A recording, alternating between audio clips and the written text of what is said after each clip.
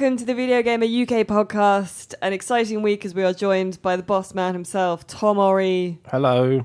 Hey. That was my fake excitement. That was you mustering. That was as loud as I get. Okay. And then in contrast to him, we have Colin. Hello. How is everyone? That's toned down. Tom, I'm delighted to hear your enthusiasm to talk about computer games. Yeah, computer and video games.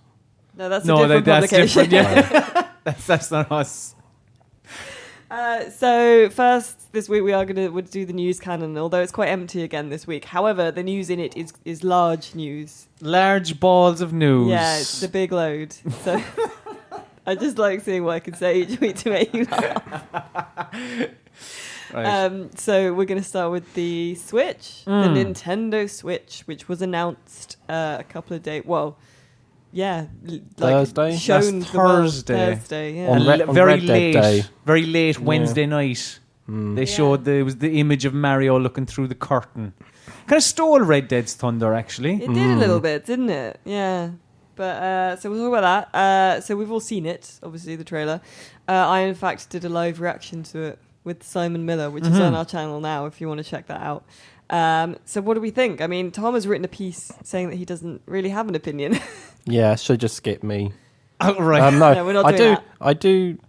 Well, it's not that yeah, okay. I don't have an opinion like everyone else has an opinion because, like, I've seen lots of Nintendo are gonna. This is the comeback console, and Nintendo are doomed. Like, they've got everything is out there, depending on what viewpoint you want to read. But it's just too early. Like, there's nothing. There's so little to go on at the moment, other than it is a handheld that you can plug into a TV. It does remind me a lot of the Vita. I know you couldn't plug that into a TV, but you kind of could with the What was the PlayStation TV thing, and it just feels like it's similar offering in that, like, everyone thought Vita was like, we're going to get PS3 level visuals on a handheld, it's going to be amazing, we're going to go and play Call of Duty on the bus, and then we played it and we got a load of not great third-party games. Call of Duty declassified. Yeah, and on the FIFA bus. on the bus, and the FIFA on Vita was okay for 1 year, and then they didn't change it for the next numerous years. They released it, and that is my concern about Switch, is that at the moment they've got a big list of publishers that are all saying, yes, we're going to make stuff for it, but the Wii U had EA coming out talking about games that never actually happened, and support was quickly dropped for that.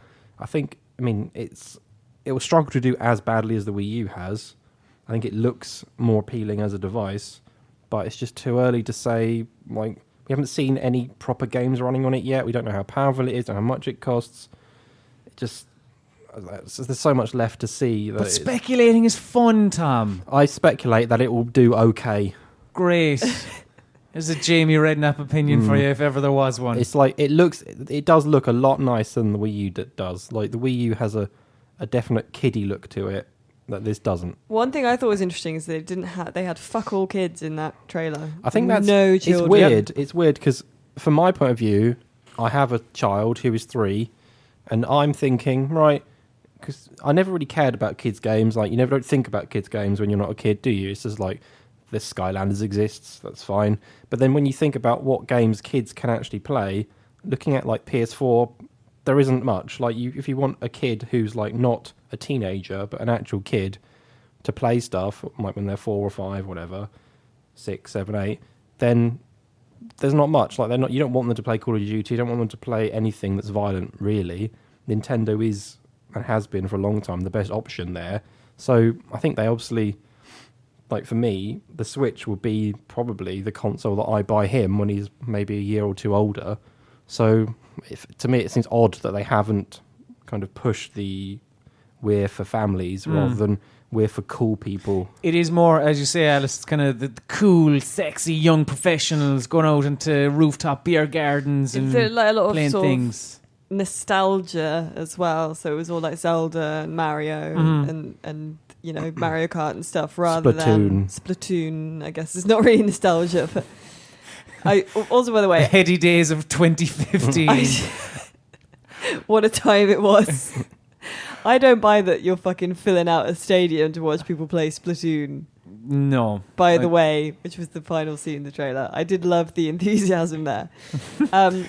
Well, we do know some things about it. We know that they confirmed to Igen that the dock is like the main console bit is the screen. Yes. The dock is just how you sync it to your TV. For all intents and purposes, it is a handheld. Yeah. That you can, if you want, output to the telly. Yeah, there's apparently other things they haven't said yet, and stuff is going to be revealed. It's not the whole picture yet, that's what I've read. But we shall see. I mean, I don't know what else they could reveal, really. Like, how do you feel about it, Colin? Fine. Like, I mean, it's... all right, okay, yeah, the Nintendo fans and all that getting very excited about it, but it's just, it seems like the old song and dance to me of, yes, we have publishers coming on board, and I don't know, I foresee that in 12 or 18 months, it will be the same thing that we had with the Wii U. Where, like, even when the Wii U launched, you had Ubisoft making dedicated games for this with, like, Zombie U, and I think they did some like kind of kickboxing fitness thing or something. No, that was for the Kinect. They did some other Ubisoft do a lot of launch games. They're a launch game specialist. Yeah, usually not great, but Zombie U was a decent effort. It was a decent game, and the Wii U had some decent games. But I think the Switch will be of a similar. It'll be a similar situation where the Nintendo games will be great on it, but no, you're not. Like, you need Call of Duty on your console, you need FIFA on your console, and you need them to be comparable to the other places that people can play. Yeah, I think the thing they need to kind of get across is what kind of versions we're going to get of those games, because presumably they're going to want to pick up a few of the PS4, Xbox One audience to come across and start buying those games for that system. But I think one area that Switch has a big advantage over Wii U is that, I assume anyway, that Nintendo will focus entirely on this console, but maybe in a couple of years at least, when 3DS is winding down. So everything will be coming out for this. So all their teams will be making games for Switch rather than spreading it across 3DS and Wii U. So you should get a good lineup every year. Yep. Quite a lot of release, more than you had on the Wii U anyway. The Wii U had some very good games, but if you take the handheld output and put that onto the Switch as well, you're going to have a better output from, even if third parties drop away, Nintendo will be producing a lot of software for the Switch, and that is appealing. I think a key point for me is the price. Like, if it's going to be relatively underpowered compared to what's out there already, like in March when it releases, PS4 with a game probably be about 250 quid. So if this can come out at sort of like £200, I think that is a good price point. I don't think it will be £200. I don't think it will be either, because as you say, like, this is it looks like this is the Nintendo machine going forward. Do you know, there isn't a home console and a handheld. This is your Nintendo. So like, and like what like the 3DS was, what was it, it kind of settled at 180, I think, when it was out. The Wii U was what, 250 or 3? Wii U's pretty been expensive since launch, hasn't it? It's never really gone cheap. So like, I don't know what the middle ground is there, but they do need to at least match whatever the PlayStation 4 and Xbox One are when it comes out, or undercut them. The problem they're going to have, from my point of view, is that they're going to be trying to compete against two systems that would have been out for 3.5 years, massive library of games. Graphically, those games look better, possibly even like they're cheaper consoles. So their selling point is, we are Nintendo, and you can take this out of the house with you. I don't know how much of that is a thing that people will actually do. Like, this is my other thing. Handhelds, for me, I rarely play them outside of the house. What? Like, is someone really, like, do you remember that cool dude playing Skyrim on the plane? Is someone actually going to do that? Don't know. I one of the things I do mainly with my 3DS is play it on transport. But your 3DS is like, it does. The 3DS does feel more portable, yeah, because that's a bit like, this looks fucking huge. I saw it and I was like, that screen's gonna get scratched to fuck unless I buy the accessory pack with the cover on it, like, and with the larger screen and in it. I don't know. We don't know an awful lot about, like, say, battery life and stuff like that. But at the same time, like if this thing, like the 3DS, on average, it kind of lasts between 3 and 5.5 hours. Like if this thing is, I don't know, like, again, it's kind of pushing out more, bigger screen. You would imagine it's using more battery. Then it's going to be a better battery as well at the same time. I don't know. But like, is 3 hours enough for your Switch before you have to go home and dock it again? If you're on a long haul flight like that Skyrim bastard was, I don't know. I do think it's interesting though, and I think it is a bold move, but I think it could be a good one because I sort of feel that Nintendo have always been really good at handheld stuff and at portable stuff. Like if you look at the original Game Boy and the 3DS and stuff, they were huge for Nintendo. So I think it could be good. I can sense that there are a lot of moving parts on it. Like those Joy-Cons, if they're called, that clip on, they look. They're going to get lost. Surely they're going to get lost. And probably get lost. Yeah. But they look. I don't know. They look very unwieldy. Unless it's like they do look Terminator small. 2, where it all comes together. Like they just find each other again. You're probably too young to have seen Terminator 2, both of you. No, I've seen Terminator 2. When he gets blown to pieces, films, all the metal films comes still exist together. after they've come but out. no, everyone looked at me like, "What are you talking about? Terminator 2?" Maybe it just What's wasn't. that, Granddad? Maybe it just wasn't a well, good joke. the listeners, Tom. it wasn't a joke. It was a thing about maybe these Joy-Cons can find each other somehow. You just press a button and it kind of magnetically. Yes. They'll attach. All right, exactly like that. Okay.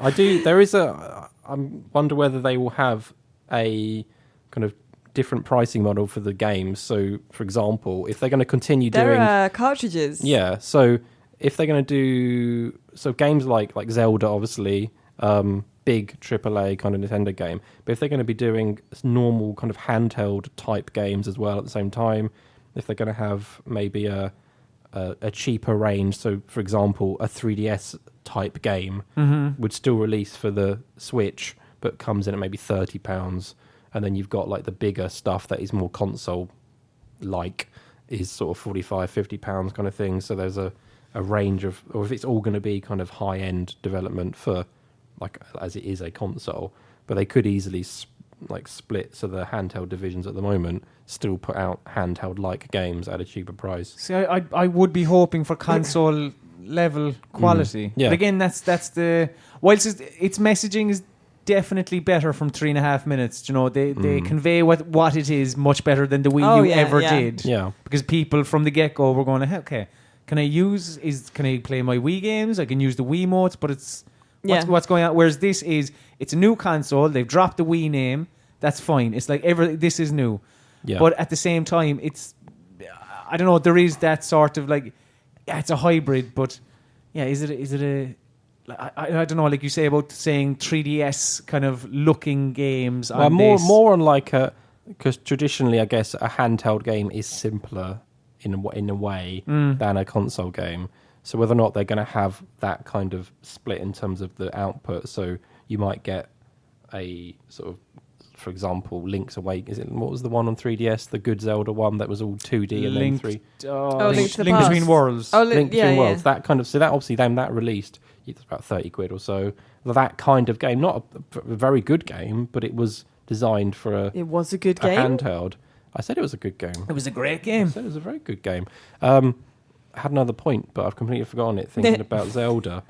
So one of the things we obviously have got no idea about yet is sort of the online functionality, like service. I can hazard a guess what it'll be like. But I mean, ideally, my dream scenario, they go, right, we've got like Nintendo World or whatever, and here you can just buy any old Nintendo game. They're all there: SNES, NES, N64. I'd say they will do that. Well, basically virtual console. It's the kind of thing, yeah, but not like trickled out over a period of 10 years, but it's like a library of software that you can just access, because that is Nintendo and nostalgia, like sort of the big things it's got going for it. Yeah. If this device let me choose any game from the SNES library, brilliant. Like, I'd probably pay a subscription to get access to that kind of stuff. You pay a subscription, but would you pay what they charge now, which is extortionate, like a $5 or a $10 or something like that for games?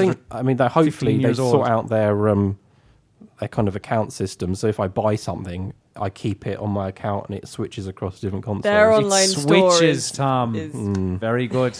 Because at the moment, like on 3DS and on possibly even Wii U, you buy something, but then you move to a different console or get a new Wii U because yours broke or something. You're screwed. Yeah, it holds on the console rather than your account. But I think there's a lot. They could do so much stuff by using their back catalogue, which I expect they won't do as well as they could. But I think it's an opportunity for them. Well, there we go. So I guess we're hopeful, but not necessarily convinced yet. Yeah. I mean, I think it was a really good trailer. Yeah. For what it's worth. But yeah, I think we need to see more. Yeah, although that's probably not until next year, according to what they've said. No, Which seems like madness. Like, everyone's going to be buying a PS4 and Xbox One this Christmas. Yeah, but I think it's a different... like, I don't think they're going after the console kind of box market. It still feels like it's after Christmas when you've just bought your new console and a load of games, then to expect people to then buy a new one in March feels like... I know like Nintendo fans are going to get one. It will sell out at launch, but it feels like if they teased a bit more, you might think, actually, maybe I don't need that PS4 Pro. I'll save that and buy a Switch in March. Well, we'll see. I had someone say there's a new Breath of the Wild trailer today. Yeah. So maybe that'll be exciting. Maybe it's probably Who knows? Wii U footage, isn't it? We did get another trailer on Thursday. Very close to one another as well. Inconveniently close, I would say. Very much so. Which was the Red Dead Redemption 2 trailer, which is what it's called, which I love because there are immediately a lot of people going, it's the third game. Which is amazing. What did you guys think? Very short trailer. It was Very shorter than I short. thought it was going to be. Me I don't know too. why we expected a long trailer, really, because they're going to drag this out for as long as they can. The 12 building. months, which is a little bit But annoying. I guess in my mind, I was used to when they kind of did all the PR and hype building for Red Dead Redemption. They released a load of videos that were, at the time, it wasn't the normal thing to do, where they basically explained the entire game to you in videos, like all the mechanics, everything, quite in-depth videos. And that is how I remember videos of Red Dead. They're like these in-depth kind of looks at the game that kind of did our job for us, essentially. So I was expecting a bit more like in-depth look at it, essentially, and it was like the briefest of trailers. It did look very nice. It did look very nice, and it showed some lovely kind of scenery. really lovely kind of, environment. Yeah. Like the campfire at night and stuff. That was very Beautiful. nice. Yeah. Like, it was genuinely kind of astounding, some of it. But it just kind of, there wasn't enough, really. Like, there was no... Like, there was a voiceover from a character. Some people have said that it was Dutch from the first game, potentially. But we still don't know anything about it. We don't really know if it's a prequel. We don't know where it's set. If you play as John Marston, if you play as his son, if you whatever. No one knows anything. It's still kind of, we're still kind of speculating on it. But it was a nice 60 seconds. Yeah. I was quite impressed with those 60 seconds. I watched it in a car on the way to Diggerland. Yeah? Oh, you Yeah. did, didn't you, Tom? Yeah. Was it Diggerland this weekend? Yeah. I was using all your Patreon money to fund my expensive $9.99 ticket to That's Diggerland. not true. It's a joke. That's a joke. Someone will is that take a that tenner seriously. is that a tenner for an adult? £10 a person. That was Including regardless of small, age. in a small person. person. So yeah, Oh, I see. Family ticket.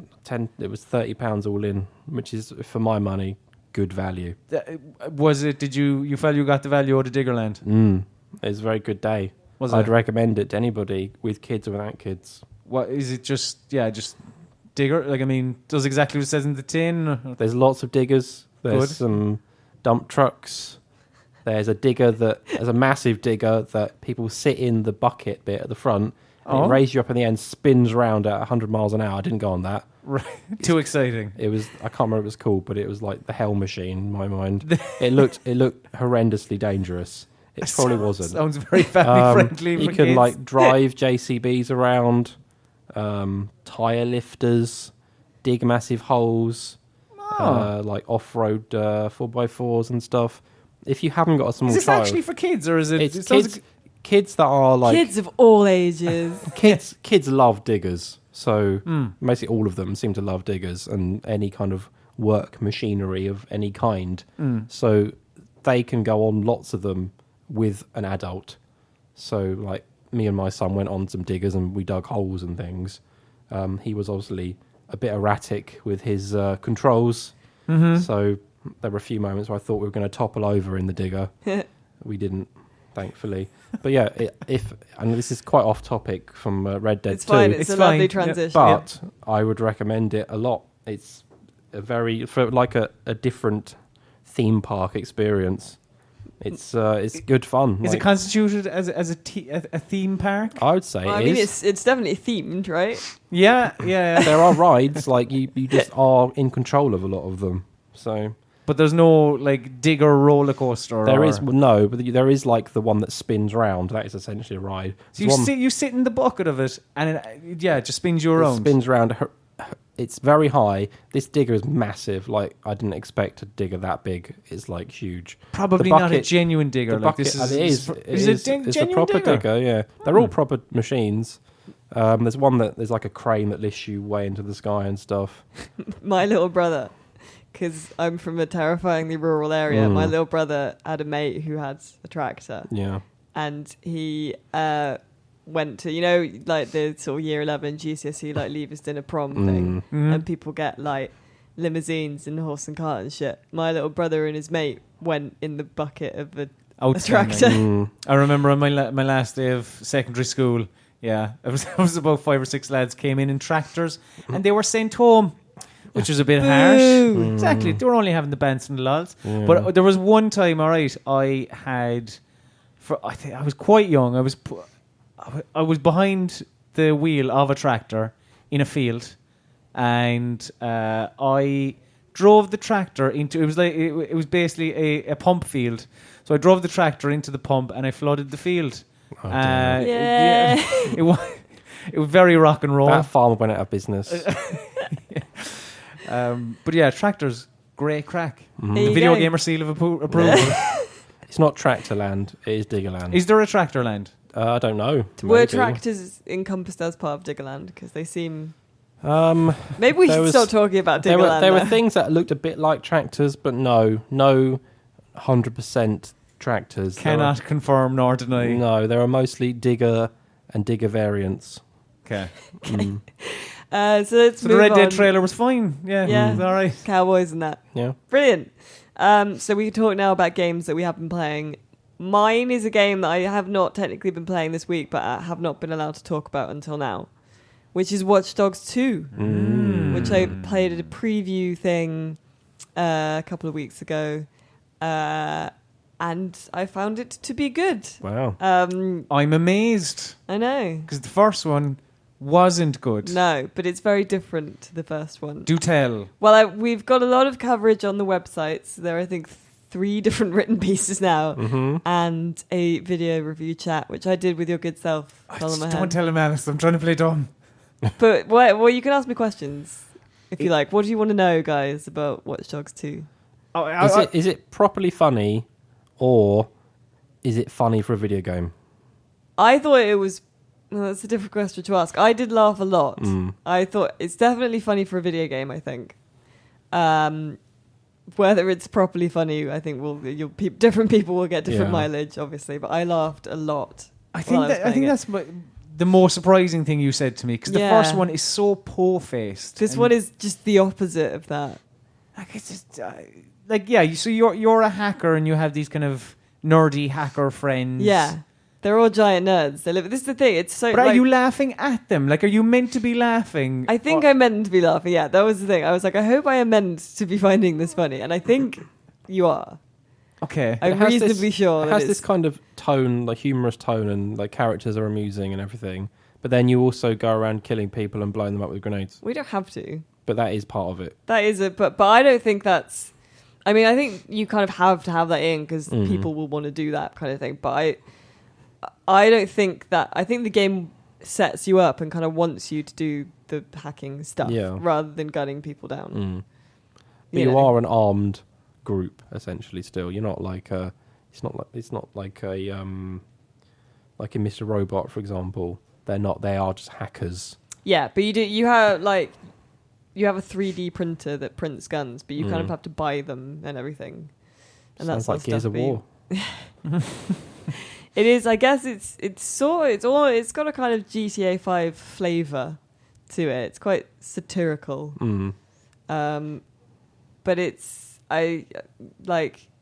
is that kind of disconnect between people have pointed out like the main character Marcus was like unfairly profiled in the system as a criminal and stuff. And one of the things you can do with your hacking is to unfairly profile innocent civilians as criminals and then get them arrested. So can you like in terms is the hacking overall is kind of just better in this more fun you can do. You can do more mad shit with it. I think it does feel like the game I kind of expected to get the first time, I guess. The Ubisoft kind of way. Give you the first one is like all right, it's a proof of concept, and then the second one's pretty good. Yeah.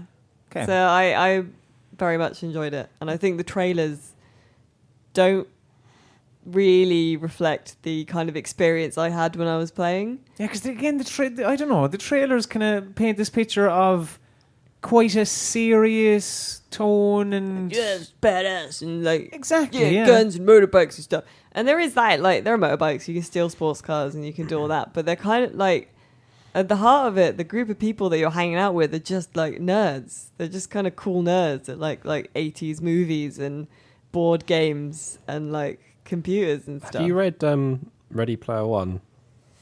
No, I haven't. Because and it's not the same idea at all, but it has a very that is very much a group of nerds who are very much into 80s culture and that kind of thing. Maybe it sounds like they've possibly taken some influence from that.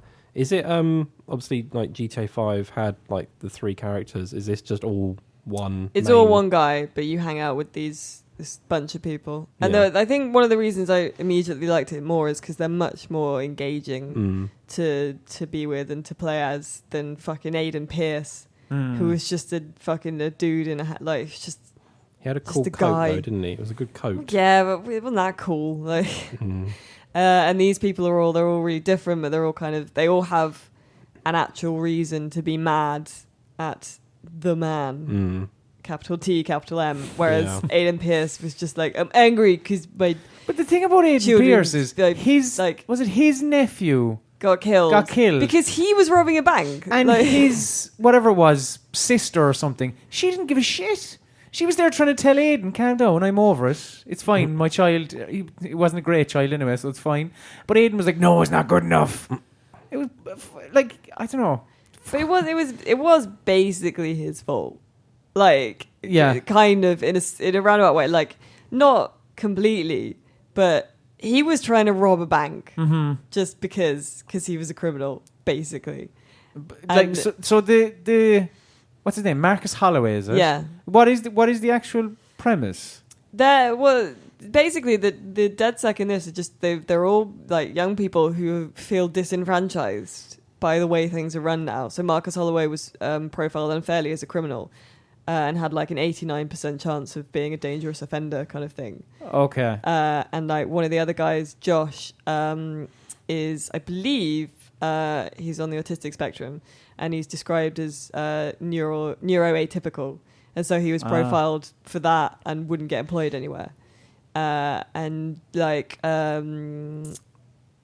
Sitara she's an artist who's worked like in LA and stuff, and she just got really angry at the gentrification of poor urban areas because like rich people thought they were cool and stuff. Okay, so that sounds interesting. Yeah, so they all kind of have their own valid reasons. They're kind of like socially grounded reasons for being pissed off, and so they are technically doing illegal things, but sort of just to piss people off rather than to like steal money and shit. Is it linked to the first game? Like, kind of a bit, like not sort of tangentially, like the start of the game. Because you start in the middle of things, like this group are basically getting Marcus to prove that he's like a shit hot hacker. And there's a kind of like the start of The Division, there's a video at the start. It's like, the events in Chicago started a chain, and like now there's CTOS.2, and like saying how like everything pretty much is profiled and all your data is stored and everything is linked together and all this kind of shit. So it's sort of linked in as much as it is called Watch Dogs 2, I guess.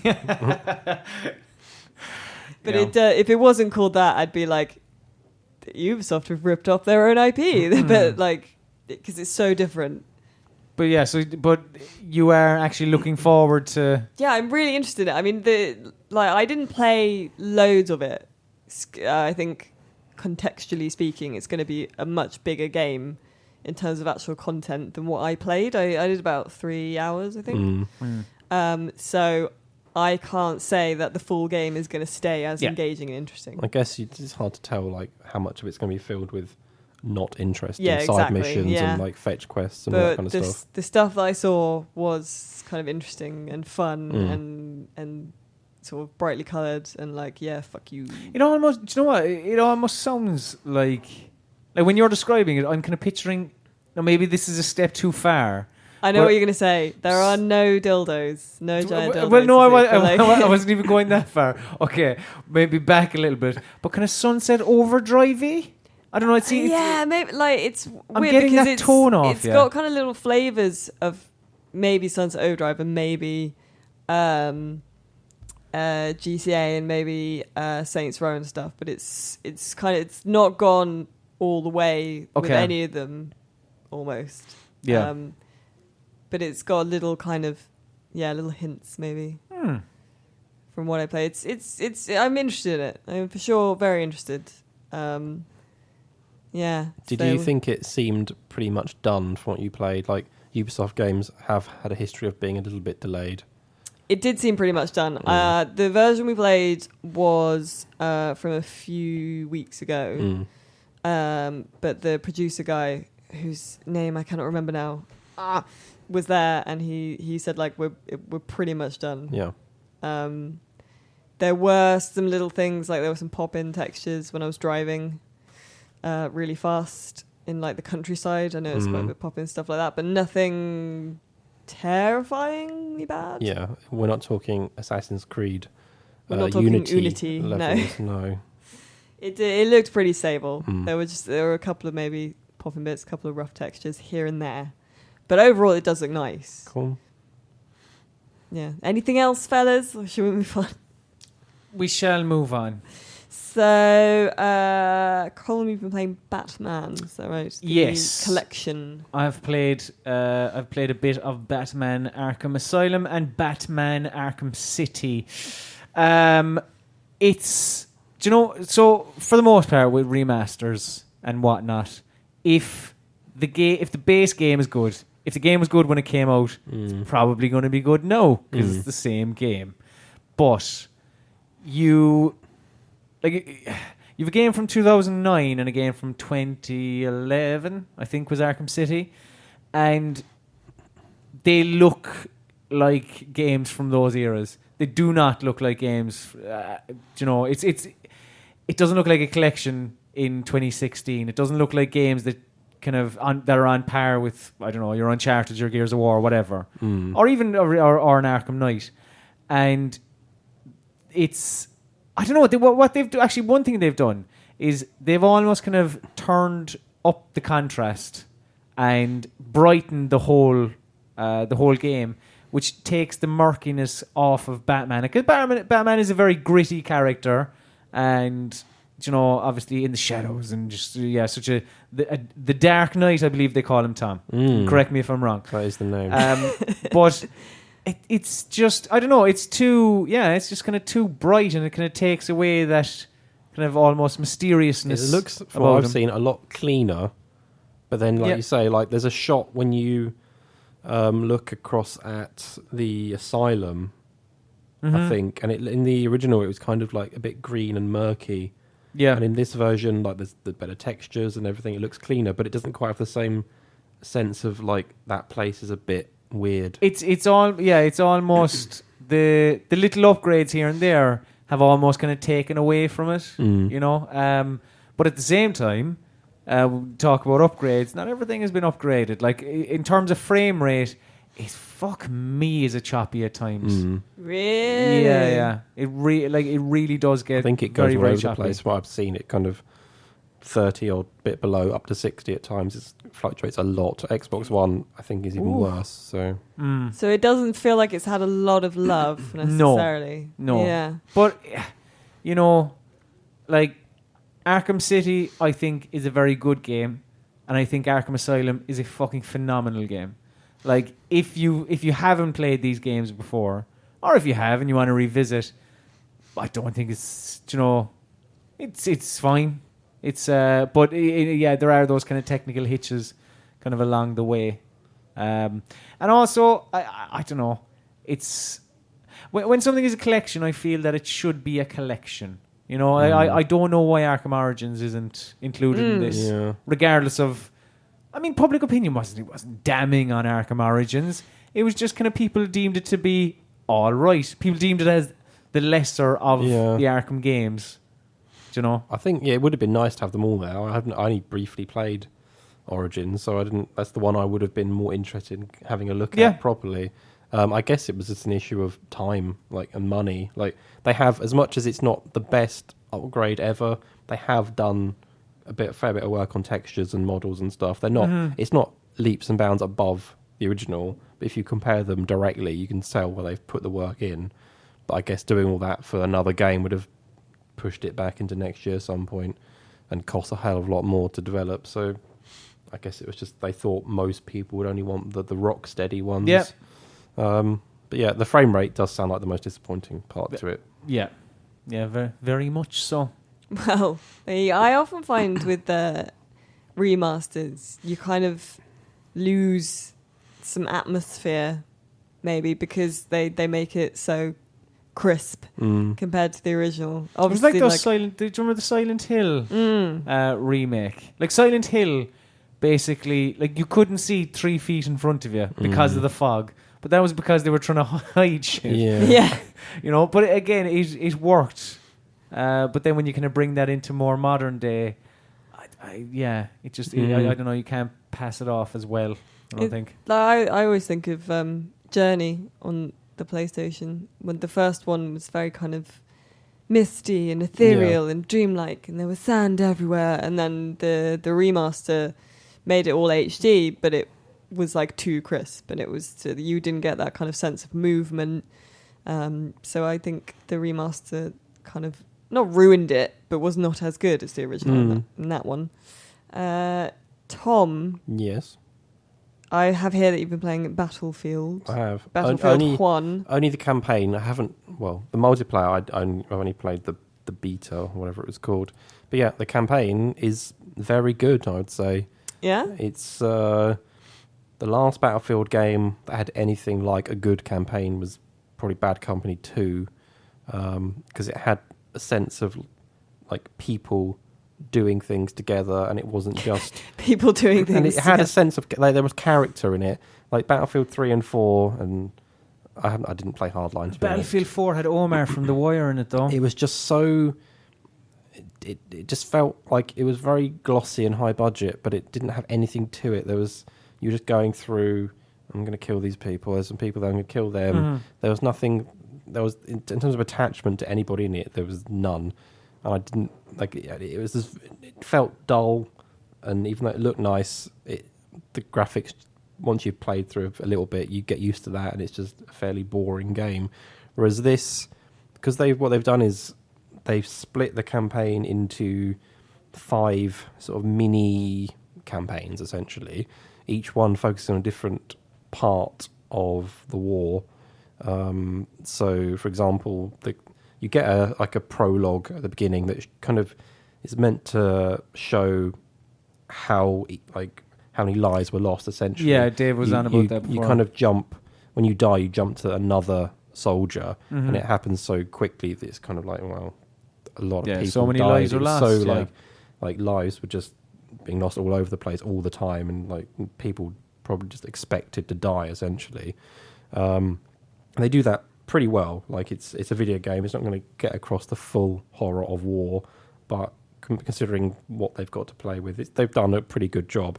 Then you get these campaigns So the first one focusing on a tank driver, and lots of people saying they're very short. For me, it took probably 90 minutes or so, the first campaign.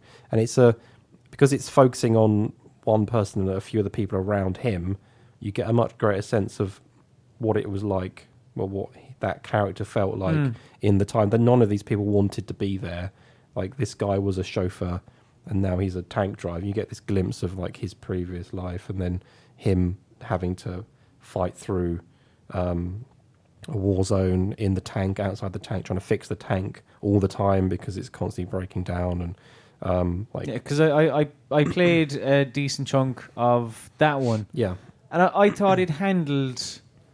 I know, yeah. As you can say, I thought the characterization was quite good, and it handled the gravitas of the situation pretty well. And it's similar throughout. One of the things I like about it is that it doesn't feel as enclosed as some shooters are. I don't think it's quite the same level. Like Bad Company, you had quite open areas to roam around. This is not quite. In terms of my memory, it doesn't feel quite as open. But you do have bigger play areas to kind of fight in. Essentially, it's a little bit like Medal of Honor Airborne, the one where you used to parachute in at the beginning of the levels. In that there were kind of fairly big areas to fight in. And it's like, the 5 campaigns you could probably, like Dave told me that he did it in like 4 hours or something, maybe a bit longer.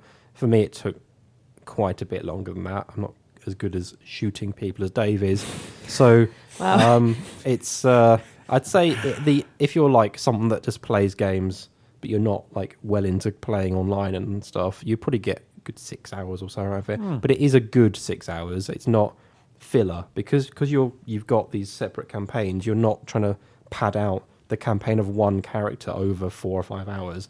They've built like an hour to 90 minutes for each one, and that's good. It's a good campaign that is condensed into an hour, essentially an hour and a half. And each one focuses on different areas. So you get like the tank. There's one who's a pilot. There is, I'm trying to think of the other ones, like a gunner on like a, I can't remember the word, but Jeep? No, it's like a. I know they wouldn't really. There's one like the final one is based around Lawrence of Arabia. Range Rover. It's just there's a good selection of different campaigns, and because they've just made each one quite small, you don't get any of like the bits that feel like you're just plodding through to pad out the game into 5 or 6 hours or 7 hours. Like, obviously, it would have been nice if it had been 8 hours long, but I think what they've done is a very good experience for the 4, 5, 6 hours. A good 6 hours is better than an okay. I think 8. I would agree. It's one of the better shooters I've played single player in quite a while. So, I think I'm glad they did it this way. It does make me think. I wish they could do this for Star Wars, because I think they could do a similar thing. There's characters that have their own stories to tell in the Star Wars universe, and who knows, maybe they are going to do that for the next Battlefront. Is it? So obviously, get video games, and especially games like, you know, shooters, are kind of about like empowerment and a kind of power fantasy thing. Yeah. Is it like, does it handle it like that, or is it more kind of like, this was a bit shit actually? Like, you do get a greater sense of. I mean, obviously, you are playing a game where you kill people with virtual guns, and like it's still like it is a violent game where you kill people. That's still there, but they do try and ground it a bit more in that it is not something these people want to be doing, and there are the majority of this experience is horrific. It's obviously still tailored towards being entertaining rather than harrowing, even though it has bad moments.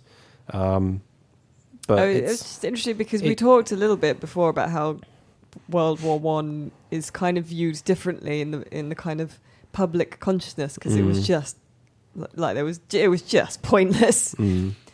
So I just wondered if they'd sort of taken that into account. I guess I guess you get the sense of, particularly in the opening bit, that a lot of these people they were fighting, but they didn't do any. They just literally turned up and got gunned down because so many people were just fighting. It almost seemed like you just ran forward, got taken out, and there was waves and waves and waves of people behind you. But it's not. It's still a game. They've still made entertainment out of it. I've seen people. I think was it last night? Maybe Peter Moore retweeted or tweeted something about a onesie they'd done for Battlefield 1. that you could hold And Doritos in. There was a lot of people moaning about that, about how like it. I guess because it doesn't show respect towards Well, the war, onesie is disrespectful. But they have made a game about it that everyone's going to run around calling each other yeah, names I mean, online. exactly. It feels like you can't It's a have fucking the game product. and also be critical of the promotion stuff they've tied to it. Yeah. Because it's like you are going to be calling each other wankers or whatever online. Or worse. Or worse. I've heard worse words. And it's like you're going to have a good time shooting the enemy, probably. Bollocks was one of them. Yeah, I've definitely heard bollocks before. So yeah, I think it is entertainment, and I think you either have an issue with it as a whole, Yeah. or I don't think you can pick and choose to have an issue with a onesie. I like the game, but no, the onesie is disrespectful. Yeah. All right. Let's on that somber note, let's move on to some questions. So every week before we record the podcast on a Tuesday, we do tweet out from our Twitter account at VideoGamer.com saying we are doing the podcasts today. So shoot us some questions if you're interested in having any answered. So at the Friendly Broski says Comic-Con is coming up soon, which it is. London Comic-Con is very soon. Do you guys have any favourite events that we cover? I don't know. Favourite events. That we cover. Like, yeah. That we cover. Yeah, I guess. Like, Not just favourite events. you can say I favourite can't events. say the if you plowing want. championships or The what? the plowing. National plowing. Are you familiar with the National Plowing Championships? No.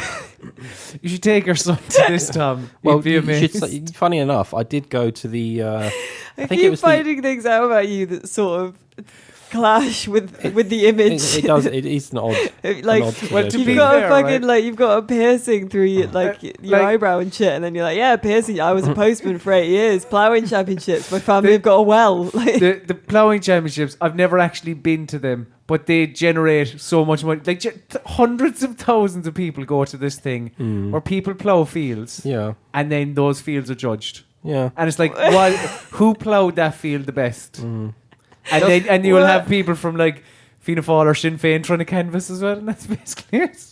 what's Am I the, just mentioning words now? That are what's the no? I know those words. okay, all right. What's the criteria for Oh, judging? Like, is it like depth of? maybe. Like- See, I'm useless because whilst I grew up in a very rural area, I'm not from a farming background. So, like, my farming background is, as I mentioned, like half an hour ago, I drove a tractor into a pump. Like, that's kind of it, really. What was the original question? Do we have Best any events. favourite events that we Following get to on cover? from that, I went to the Edenbridge Agricultural Show. Oh. That was very entertaining. Lots of that. If you are into tractors in particular, that is a good one. You get to see all the tractors. Is the vintage stuff. Vintage. They did a vintage show. They Very had nice. all the new I'm a ones fan of there. a vintage Yeah, parade. all the vintage tractors Yeah. paraded around. Then at the end, a stuntman on an ATV jumped over about 3 tractors. Jesus. Oh, fucking hell. I was quite worried. Like, Yeah. it felt unscripted. Like, it was very much like someone just put a tractor in there and they were going to jump over it. I felt worried, but they did it. It was fine. Was it part of the show? I Was this don't know, confirmed? but it Or felt was it just some it random felt like quad they said, bike? "You bring this tractor over. We're going to jump over it," Ah. and they just did. Okay. Yeah. Oh, there you go. But gaming-wise, gaming events. gaming-wise, I used to like Gamescom, but it's become less and less useful as for media to attend because it's so close to E3, and like in terms of like announcements, there's just they don't really do much now, and it's so busy. Like, I get really excited by these events, like as a consumer still, like as a Yeah. gamer, I get excited by E3. In terms of this job, it's quite hard because everything's happening at once. And like if you're at E3, you kind of know less about what's going on at E3 than someone who is not at E3 and stuff. E3 has become, I mean, it's always been this to a degree, but the conferences beforehand, and then once they're done, that's it really. Yep. Like, there's little, like it used to be, like there were rumours there's going to be another announcement, like following days, and there used to be stuff trickled out, but now it's so focused on the 2 or 3 days prior to the actual event starting that by the time they're done, you're kind of like, well, nothing really to see at the show now because I've seen it all in the conferences. But I still am excited by seeing the new trailers and shit like that. E3 is still, if you're into games, the major highlight of the year. It is the Champions League final of video games, basically. Yeah, or the last game of the season where you have to win to get into the Champions League. For the fourth place. Finish fourth, that kind of... Or below Arsenal. Yeah. Yeah. This year, I remember, because we cover E3, and to do that, we watch the conferences live. And then I got all my sleeping patterns kind of out of sync. So it was sort of like being at E3 without actually being at E3. Yeah. And then Tom came in one day and I was asleep in my chair at my desk. Okay. Sean Cleaver, friend of VideoGamer, Sean Cleaver. What's your go-to karaoke / rock band / Guitar Hero song?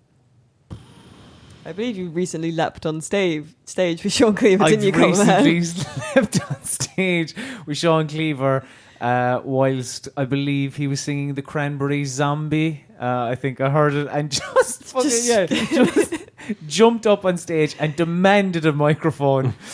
Do you know what? I'm not a big karaoke guy. That surprises me. It does, actually. I have a video on my phone right now of you singing Enrique Iglesias songs at Dave. That's fine. I'll do it in the confines of my own home. But karaoke is a very... do you know what? Well, you can speak from experience. I'm talking to genuine English people here. This is exciting. Karaoke is quite loved by English people. I hate it. I hate it, yeah. Really? Because I can't sing. Okay. So I just have a crippling thing about. And then if you're at a karaoke thing, everyone's like, "Yeah, do a song," and then you look like a dick because I just really don't want to. Yeah, I just really don't want to. That's why I refuse to do anything ever, so that people just expect me not to do things. If you always refuse to do stuff, then you're just like, "That's fine, don't do it." Right. So I've never done karaoke. I never will. Never in your entire life. No. I think you're hiding something, Tom. No, not just internally. I'm really not. I'm really not hiding. I think you have a phenomenal voice in there somewhere. I possibly had my life gone differently when I was a child, and I'd gone down the acting route. Right. Is there a thespian in there? We had a little chat on Twitter about acting, didn't we? I was the lead in the Year 4 play. Yeah. I played St. George. Impressive. I slayed a dragon. Very impressive. I was a munchkin. Yeah. It's good. I think I was a lawyer munchkin, possibly. I remember saying, but we've got to verify it legally. Oh, so this was one of those school plays, if she kind of Pixar school plays where they try and throw in a few gags with the adults. Spiritually, physical, undeniably, and reliably dead. About the witch, see. So you can remember that because it's quite recent for you. For me, I was 10. I'm talking about 28 years ago. It's a long time. It is a long time. Okay, let's keep going. At Jack McManus 88, how come a hangover always forces you to wake up and suffer instead of being able to sleep until it's gone? I don't know. Karma. How come a hangover forces you to wake up? You always wake up after boozing rather than just being able to sleep through it. Yeah, I don't know, Jack. I can't answer that for you, I'm afraid. But because I'll wake up and I'll be fine, and I'll kind of go for a shower and I'm doing all right. And then about an hour and a half later, it'll hit me, and I realise no, Tom, I'm not fine. Things aren't okay, and I really want to lie down. At Mick_boss, chances of Bully 2, is its time past? The original barely got out at the time because of the school setting. What would happen these days? I don't remember it barely getting out, if I'm honest. But maybe that's... there was the idea of it it wasn't called Bully here, it was Canis Canamedis. It was, yeah. I suppose, they just couldn't call it Bully. The idea... I don't know. In this day and age, I wonder would a game about school bullying... It's weird come because out. Games where you shoot people are fine. Oh, I know, yeah. And it's I don't know. I think they could still get away with it. It'd have to be I don't know what they would do with it to make it different to the original. Like, they have to change the premise somewhat, I guess. But I think they could still do it. They might have to be a little bit sensitive about things. But, I mean, Rockstar always tend to push things more than others. Mm-hmm. So, I mean, they made Manhunt. I mean, it's not a pleasant game. But I do think... when was Bully? It was, PS2?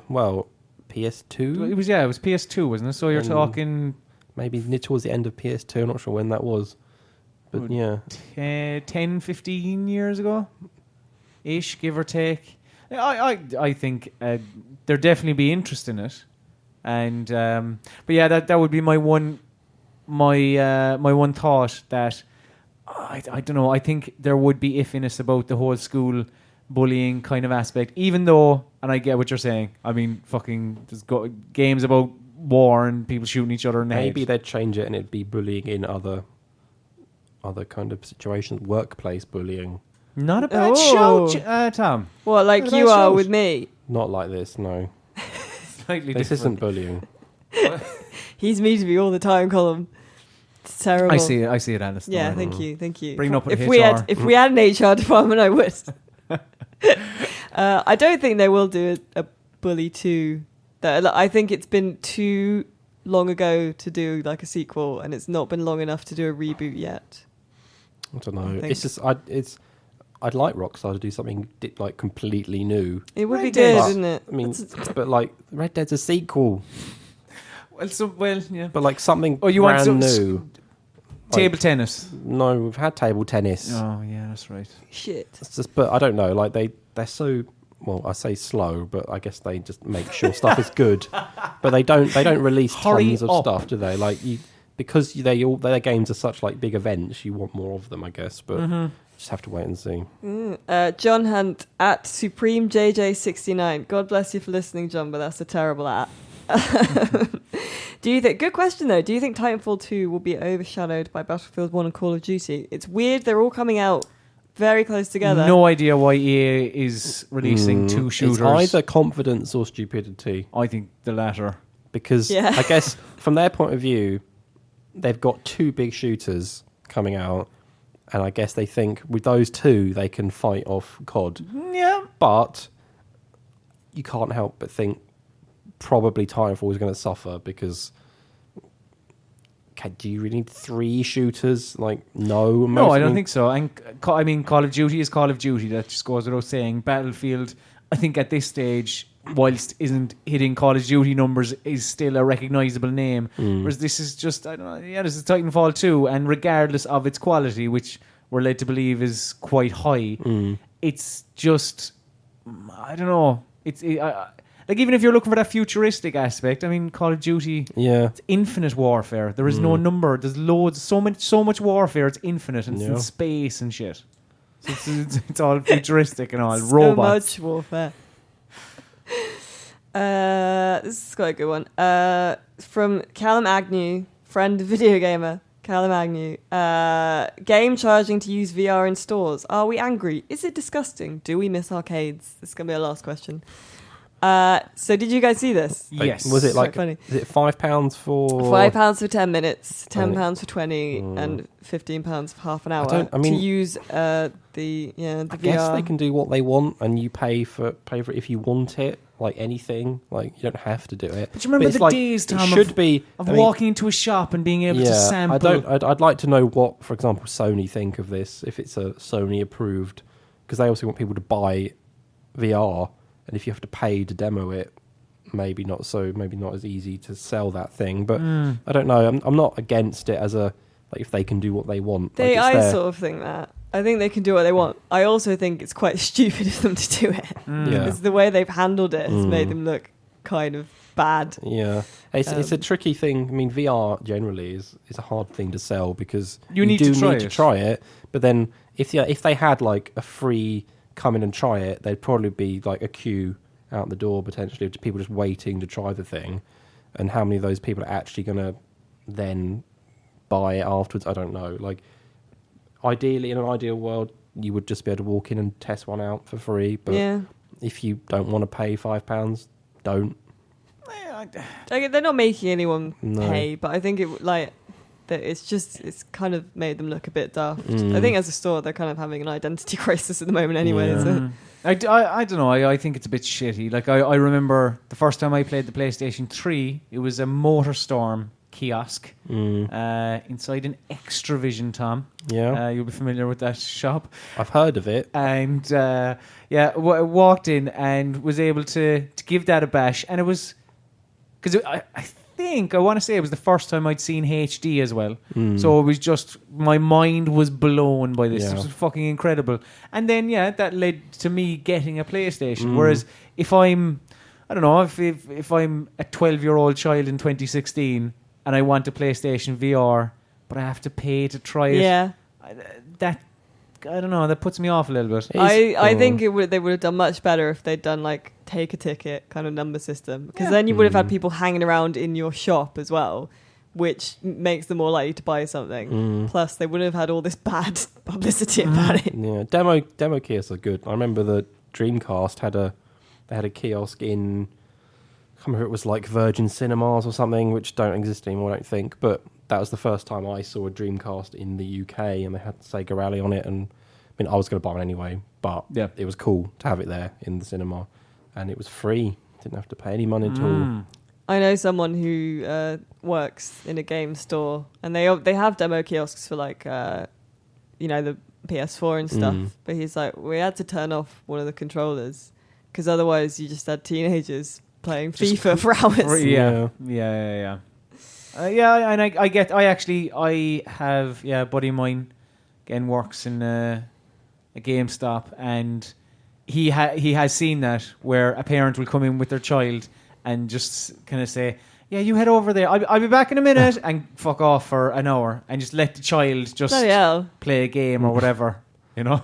It's like reading magazines in Smiths. Yeah. No one reads magazines anymore, but that's what we used to do. I didn't do that. I used to work in a game station before it became Game. It was a weird time, that, because the man who later became my husband worked in the game store, which closed down. Wow. And I worked in the game station, which later became When Game. two worlds collide. No, that's how I knew him, but then we got together because I was out in town the same night he was out getting drunk because he just lost his job. What a beautiful love story. And I guess on that wonderful romantic note, we will leave it for today. If you are a patron, you will get this podcast not only early, but extra 20 minutes coming up right now. So about 15, 20. I guess, yeah, it depends how long we actually waffle on for. And I think we're going to try and talk about the TV we've been watching this week. Big Bang Theory. Includes the Big Bang Theory. Yeah. The hot topic. In other news, okay. we should mention that if you do like this podcast and would like more podcasts, I was going to do that. Well, I'm just saying it because it comes from the top now, doesn't it? Like, they're more interested. They're like, wow, Tom's speaking. Let's listen. So there's a man that commands my attention. Exactly. We have an extra podcast. I think we've even called it the Extra Podcast. I believe Patreon so, Extra yeah. Podcast, which is exclusively for patrons that sort of pay $10 a month or more, and you get an extra podcast every 2 weeks. It's been fucking cracking so And it far is as well, I have because to say. it's not the usual formula. We can do whatever we want. So far, Alice, you've done... I've done... I quiz? did a quiz. I'm sorry if you heard that. There appears to be someone jumping up and down in the ceiling above us. So far we've done a quiz where I decided which of the new boys of Colin and Sam was the best boy. Mm-hmm. And then last week we read out some explicit fan fiction. Have you listened to that I one haven't yet, yet. Tom? I keep meaning to, but I haven't Don't- got don't around to it bother. yet. Don't It's bother, fine. it's It's fine. fine. It's Yeah. fine. It's fine. I'm fine. I'm out of my probation period, so he can't fire me for reading pornography. So yeah, that is the Extra Podcast. If you do like this podcast, it is another lot of us talking. Yeah. Hasn't been me so far. It may never be me. Who knows? I may appear on one. People may cry out for you, Tom. Maybe. And if you go to patreon.com/VideoGamer and you can see all the details there. Obviously, $10 also gets you other things as well, Got such extra as videos, extra video, live streams. possibly not live It's a good streams, unless you time. want to pay $15, which is also very good value. Thank you for that PSA, Tom. So, VideoGamer.com is the website. YouTube.com/VideogamerTV is our YouTube channel. We are on Twitter @VideoGamer.com.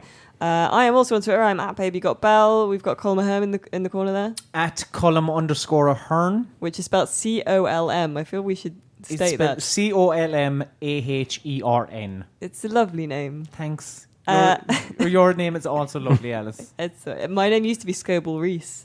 What's Till it? I got married. What Yeah, it used to be? I used to be Alice Scoble-Reese before I got married. That sounds a lot posher. It's one. My parents weren't married when they had all their children, so they just smashed all the names together. I also have 2 middle names, and then we've got Tom Ori as well. Lovely name as well, Tom. Yeah, thanks. It's @VGTomo. Would you like to spell it? No. It's quite simple. I should have been Chipperfield.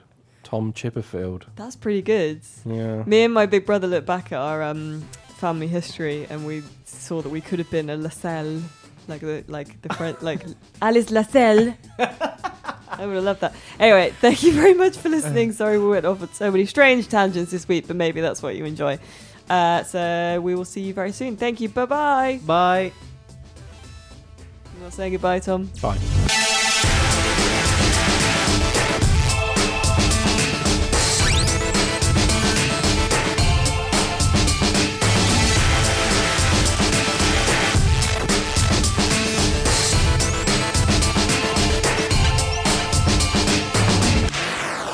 Welcome back, everyone, and I'm delighted to say we have swapped out Tom Ori for David Scammell. I've officially been paywalled. Can you believe it? This is a David thing. Dave, you Scammell pay is for the behind good the stuff. paywall.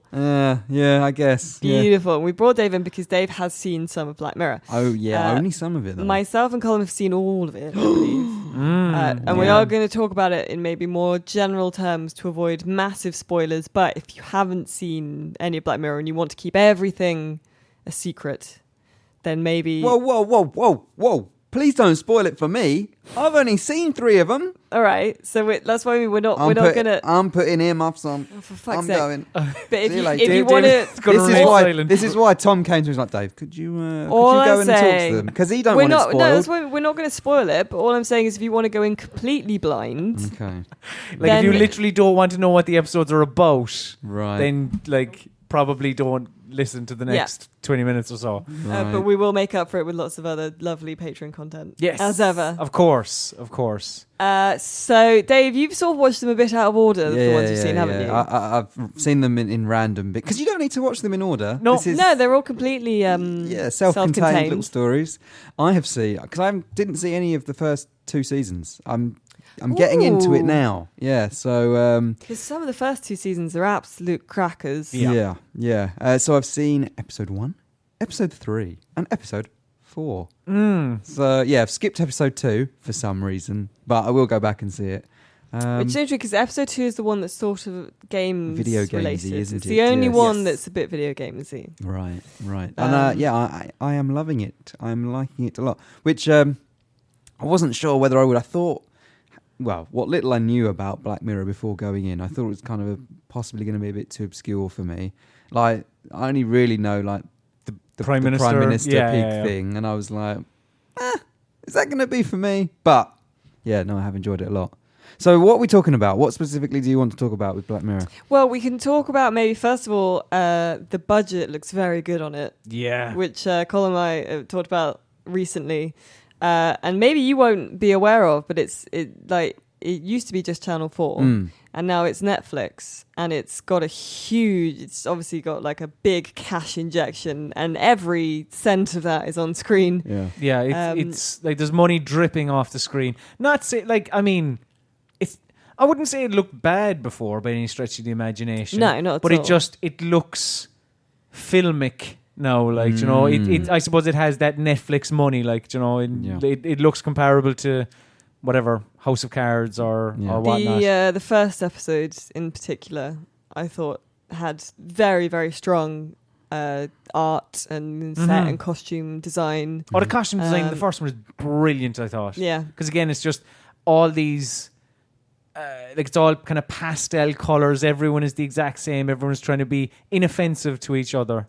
So fake. I thought, like, the first one's getting a bit of a bad rap, I think. Or maybe I'm looking at the wrong people.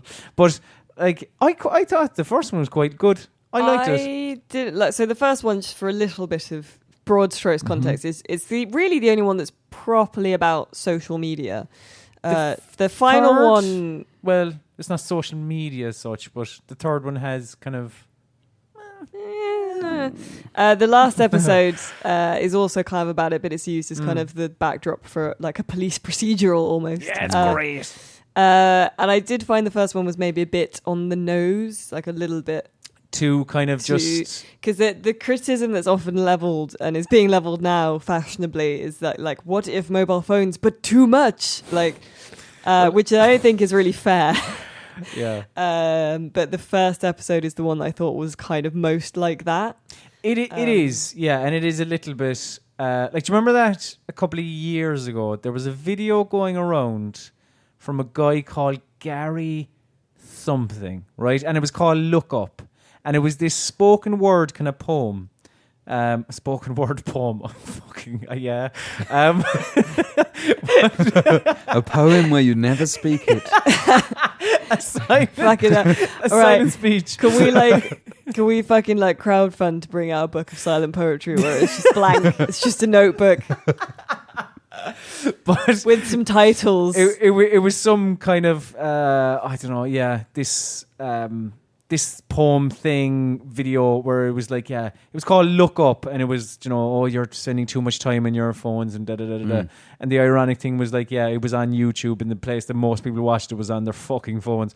But the first episode is similar in that, yeah, okay, I can see it's a little bit on the nose with regards to rating people's pictures and stuff, which is kind of Instagram-y kind of thing. But I still quite enjoyed it because it's like, I don't know, it's...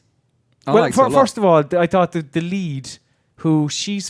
who did you say she was? Bryce Dallas Howard. She is Ron Howard's daughter. Yeah. And Ron Howard spent like a day retweeting people saying nice things about his daughter in that episode, which was lovely. A good use of social media by Ron Howard. But yeah, I liked it, Dave. I did, and as an introduction to Black Mirror, it wasn't quite as dark or bleak as the other ones.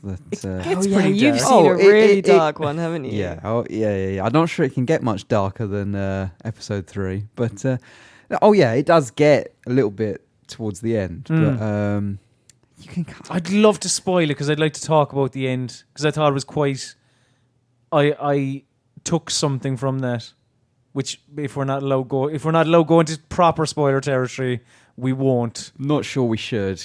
Okay. But because we don't want to close this off to too many listeners. You know, we want to make it accessible. Yes. We can. But it's hard to talk about Black Mirror without actually. It's one of those that once you've seen them, they're so thought provoking that you just want to talk to everyone about them. But to those that haven't seen it, there's not really much you can say without giving away, because they all kind of have these little twists throughout the whole thing.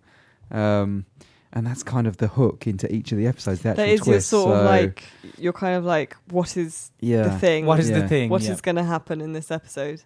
But like I said, people are saying sort of like it's just a very like, what technology is bad. Have you thought about that? I don't think it is actually that.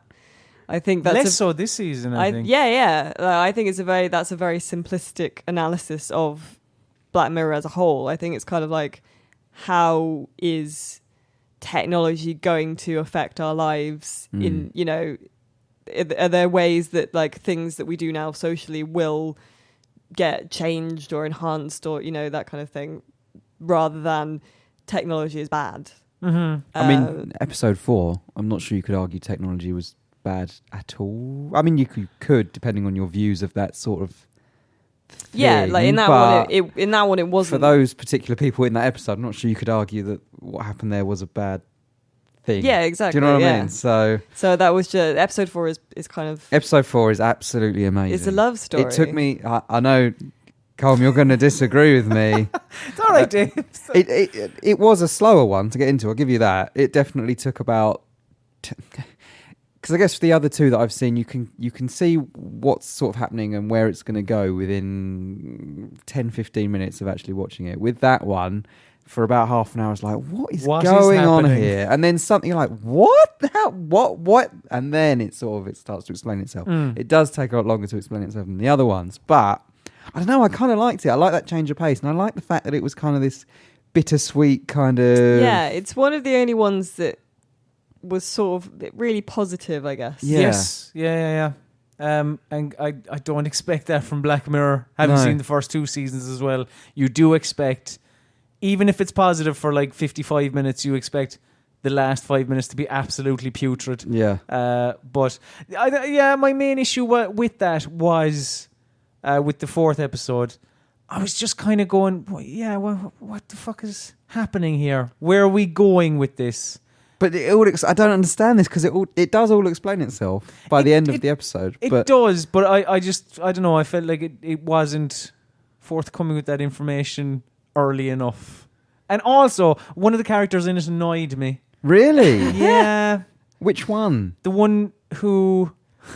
Yorkie is the one with the glasses. Or the other one. What's her name? I want to say Shelley. I can't remember.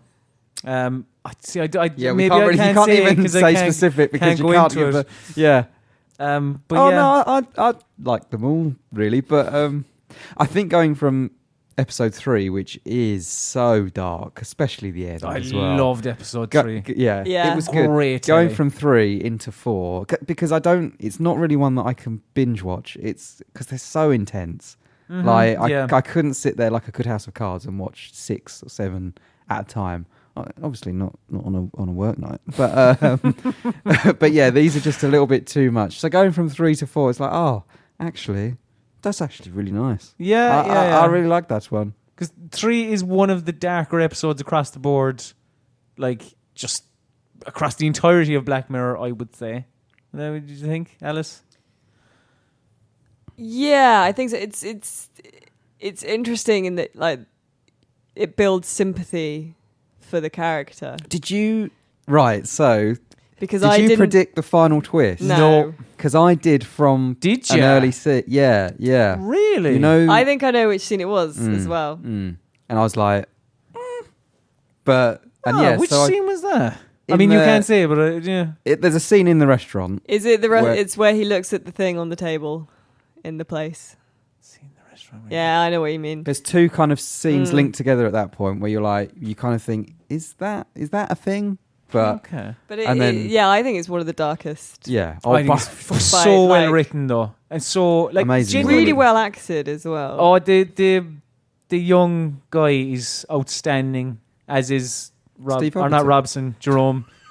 He's brilliant as well. I love whenever I see him in anything, even in like Game of Thrones and shit. I'm just like, I want everyone to know that he was in like a singing duo. It's a shame Americans don't know. Yeah, Robson and Jerome. I knew I recognised him, but I had no idea who it was. Oh, fair enough. You'd think I would know that. Robson and Jerome. Oh, right. Okay. I just want every American who's watched Game of Thrones to be sent a YouTube link to like up on the roof or something. I thought that episode was just terrific. But the second episode was the episode that you haven't seen. I haven't seen it, no. Which is the gamey one. There are references as well throughout that I think didn't quite land for me. There's a reference to just in some dialogue that you didn't catch. I think there's a reference. No, I didn't. The reference to BioShock. Because it's Charlie Brooker, right? Yeah, so exactly. Yeah. Has he written all of them, or did he just? He did write all of them. They've got different directors, right? Okay. Which is to shows as well, and it's really nice. I think that they all have a slightly different kind of feel to them. Yeah. But yeah, it's the second episode is interesting, but I don't think it was my favorite. No, is it a VR type one? Because that's what it looks like from the thumbnail. Kind of, but not really. Right. Okay. Yeah, like it's. I suppose with Charlie Brooker, you do expect something kind of something about games to be respectful of video games, and it is for the most part. But there are there's one part where I don't know. Should I say? Do you remember the thing you said to me and you were like, nah. There's a bit where like I think we can say that. Yeah, that doesn't impact the story, but there's a guy, the main character is in. Who's very good. He's really well, like a very genuine. He comes So across really natural. well, like very natural actor. But he's in this girl's house and he like looks at her shelves and he's like, "Oh, you like a gamer?" Like, cause she's got You're a gamer girl. like right, play games, okay. and I was a bit like, and I didn't know whether Charlie was doing that ironically or like. I wouldn't be surprised. Yeah, exactly. Like, but it is there's. It's good. There's a feel of kind of like he's sort of thinking about like the kind of Japanese auteur game makers and like a bit of like Kojima kind of that kind of feel to it. Because there's even like there's like the cover of Edge. Yeah, kind of- there's an Edge. There's a mock-up of an Edge magazine in it, Fair enough.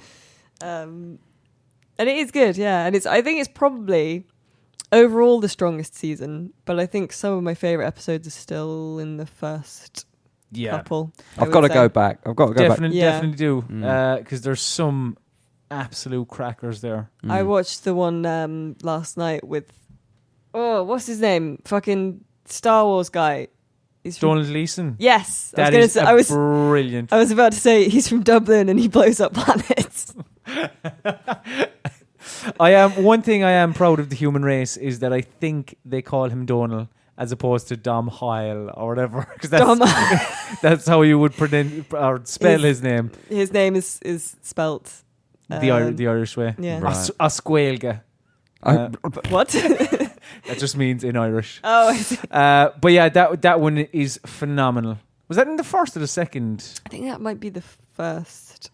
Oh, it's so good. But it's, like again, we it's can't really, say anything. No. I mean, we Yeah, can maybe. I wouldn't want to spoil it for you, really. No. Because those ones are older. But Yeah. that's a phenomenal episode. There's a great one with Toby Kebbell in it as well. Which one was that? It's the one where they have little memory grains in their Oh, head. love! That And you can amazing. like when it go, that was terrible. where they like do the thing with their thumb and they go. Should we just Whoa, let people imagine what that is? I don't. I do want to know, but I don't want to know. Yeah. It's. I mean, the context of the story is that you have a little grain implanted, sort of, in your Right. temple, and then that allows you to record what you see, that's and then you have a brilliant little, episode. like a controller that interfaces. The thing with is, it. they're all kind of semi-plausible, aren't they? That's why That's it's the thing, so. that's why Yeah, it's- yeah. That's why it's so scary as well as yeah. being so compelling. That you're like, this is a universe where that could actually.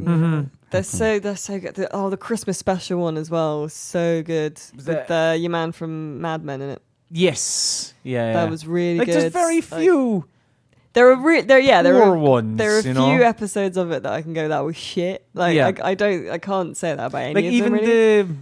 the most famous one now because of Cameron, the pig one. Like that, like even like that's very good. Like now, because of Cameron, I know people know it's probably kind of been spoiled. It's weirdly spoiled Black Mirror, but it's like even that episode is excellent. I think because you're kind of watching it, going like, what's going to happen here? Like, how's he kind of going to get out of it and stuff? And yeah. You are going to go back and watch. Oh yeah, watch them. Yeah, oh yeah. They're all on Netflix now, I think. yeah. So, Absolutely, yeah. Yeah. So good, and I would recommend anyone to watch it, because even if you kind of don't like them, it gives you stuff to think about, to talk about with people that have seen it. Yep. Amazing, and they're also like really well made. Did Just you? mechanically speaking? What was his other one that he did? His other TV show that Charlie Brooker. Dead Set. Was that what it was called? Oh my God, Was Dave! that Did you good? see Dead Set? No, I've got it on DVD, but I've never seen it. That is. Have you seen it, Yeah, Alice? yeah. Oh, fucking! It's amazing. Is it just Big Brother with zombies? Yes. Yeah, Right. it's- But it's like no, maybe I don't know. The fucking the impact of it mightn't be there as much now because Big Brother isn't the social phenomenon it once was. Right. It's got Davina in it. Davina McCall's in it. Yeah, it's amazing. it's Davina. It has fucking like just a load of old contestants and like it's so well done. It's unbelievable. It is really well done, but again, I feel the metaphor was quite on the nose with that one. Yeah. Yeah, okay, I'll give it to yeah, all right, fair enough. But the female lead is fucking terrific. And the male, the kind of her boyfriend or whatever. Really great, their stories. And the end is amazing as well. Oh, it's fucking... I love it. All right. It sounds like I've got a lot to catch up on. Yeah. Watch all those, Dave. There you go. So, some vague but I think interesting discussions of Black Mirror and also Dead Set now as well. Yeah. I thought you said Dead Sack for a second then. No, Watch no, Dogs that's on the brain. Got it on the brain, yeah. Alrighty, so thank you very much for listening, patrons. Yeah, hello, patrons, by the way. How are you doing? Dave hasn't seen him for a while. No, I haven't. No, I've not seen anyone really for a while. I've been locked away in a little room. I'm playing Titanfall 2 at the moment, if you want a little secret about what I'm doing. And by the way, it's really bloody good. Really good. Anyway, we'll leave it there. Thank you very much for supporting us. Tell all your friends. Don't forget to look at the other stuff on the Patreon, which we are putting up all the time. So, yeah, thank you very much. Lots of love. See you soon. Bye. Bye. Bye.